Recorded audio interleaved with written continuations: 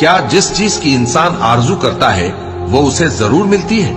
سو آخرت اور دنیا تو اللہ ہی کے ہاتھ میں ہے، اور آسمانوں میں بہت سے فرشتے ہیں جن کی سفارش کچھ بھی فائدہ نہیں دیتی مگر اس وقت کہ اللہ جس کے لیے چاہے اجازت بخشے اور سفارش پسند بھی کرے۔ جو لوگ آخرت پر ایمان نہیں لاتے وہ فرشتوں کو لڑکیوں کے نام سے موسوم کرتے ہیں، حالانکہ ان کو اس کی کچھ خبر نہیں۔ وہ صرف خیال و گمان پر چلتے ہیں، جبکہ خیال و گمان حق کے مقابلے میں کچھ کام نہیں آتا۔ تو جو ہماری یاد سے روگردانی کرے اور صرف دنیا ہی کی زندگی کا خواہاں ہو، اس سے تم بھی منہ پھیر لو۔ ان کے علم کی یہی انتہا ہے۔ تمہارا پروردگار اس کو بھی خوب جانتا ہے جو اس کے رستے سے بھٹک گیا، اور اس سے بھی خوب واقف ہے جو رستے پر چلا۔